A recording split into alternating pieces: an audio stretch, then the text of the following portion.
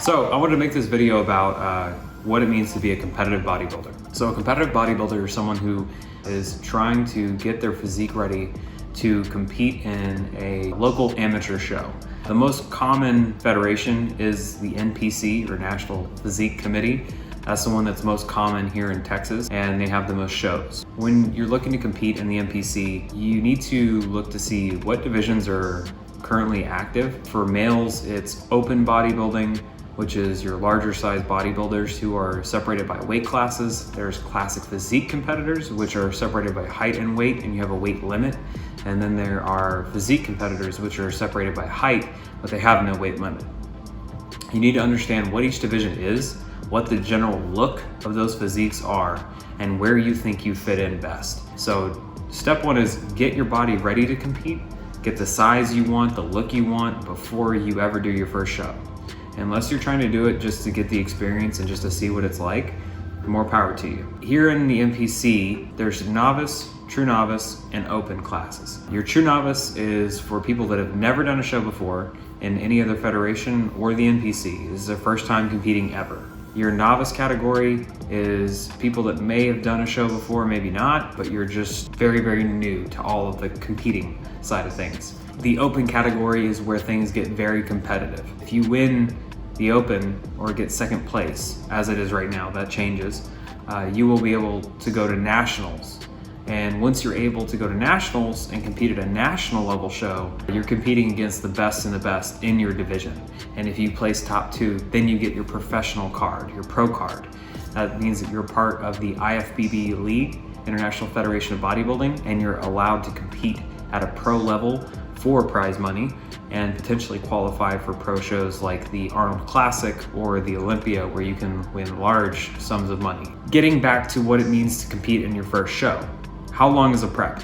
So prep typically takes about 16 to 20 weeks, depending on what you look like at the beginning, depending on your body fat level, depending on how much muscle you have, general experience with dieting, things like that. If you know how your body responds, you'll know how long to structure a prep. But if you don't know for sure, you should always give yourself a little bit extra time. If you think that for your first prep you need 16 weeks, maybe you need to do about 18 to 20. If you know for sure you're gonna need 20, maybe you should be doing about 20 to 24. And that doesn't mean 24 weeks of like hardcore crash dieting.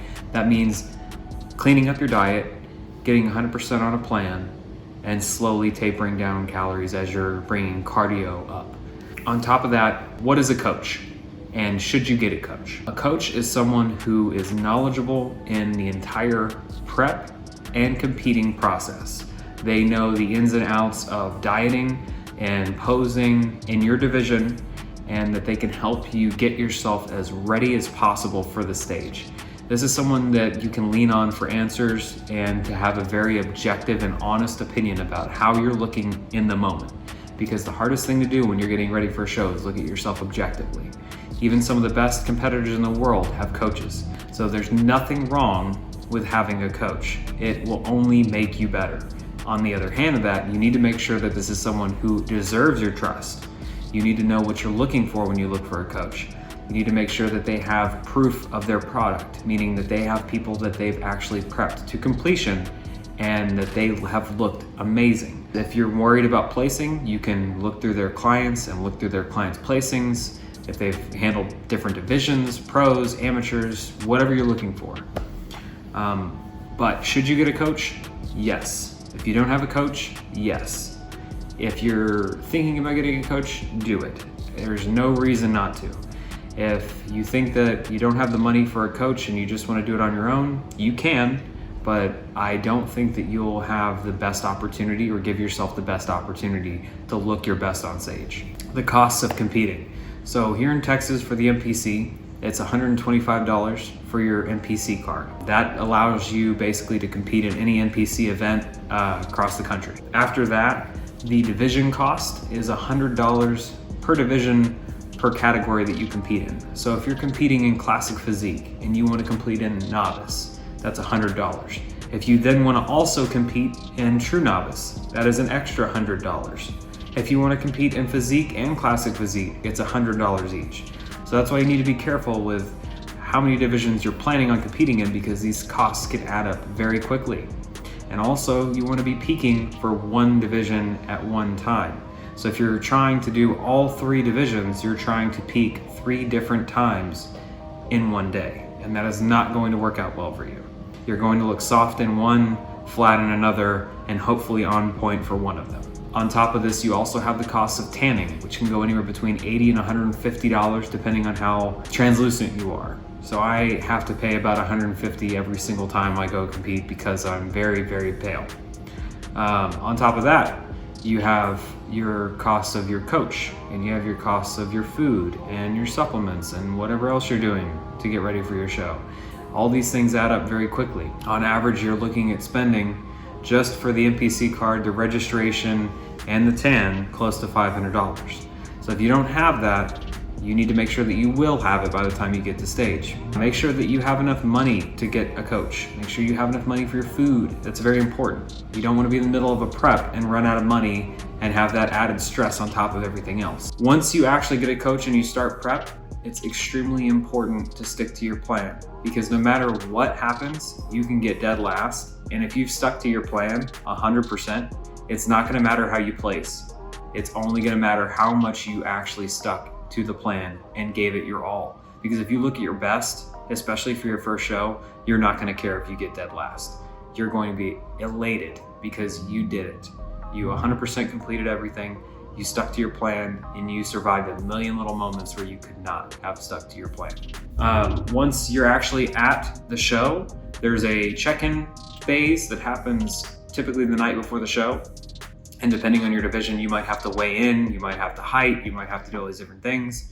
But it's a pretty easy process, and most people are very friendly. That's just to register. You make sure you register for the right divisions, make sure that you're checked in and everything's ready to go. Saturday morning is pre-judging, and then Saturday evening is finals. All of the judging is done in the morning show.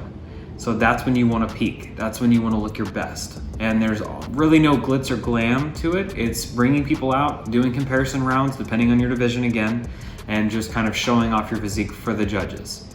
The night show is where you do your routines, people come out, they give speeches, the trophies are awarded, you find out how you placed. So there's a lot more production in the night show than there is in the morning show.